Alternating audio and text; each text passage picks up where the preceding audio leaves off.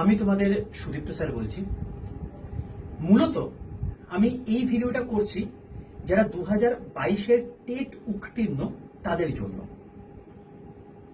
2022-এ যে টেটের পরীক্ষা হয়েছিল প্রাইমারি স্কুলে নিয়োগের জন্য, যেখানে আমরা এখন দাঁড়িয়ে দেখতে পাচ্ছি যে কোনো রকম করে বিভিন্ন বিদ্যালয়গুলো চলছে এবং কিছু বিদ্যালয় একটা শিক্ষক নিয়ে চালাচ্ছে এবং কিছু বিদ্যালয় প্রায় শেষের পথে, মানে কোনো শিক্ষকই নেই। তো এমতো অবস্থাতে যদি চলতে থাকে তাহলে কম্পিটিটিভ যে পড়ছে, কম্পিটিটিভ পড়তে গেলেও তো তার ন্যূনতম সায়েন্সের জ্ঞান থাকা দরকার, ন্যূনতম ইংরেজির জ্ঞান থাকা দরকার, ন্যূনতম অঙ্কের জ্ঞান থাকা দরকার। আর সেটা কোথা থেকে আসে?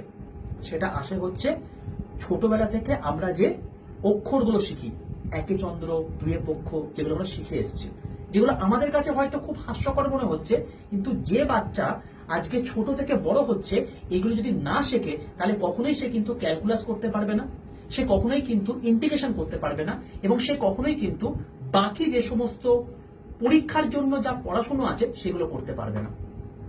আমার নিজের আন্তরিকভাবে খুব খারাপ লাগছে যে আজকে এই সমস্ত সরকারি স্কুলগুলো পুরোপুরি বন্ধ রয়েছে।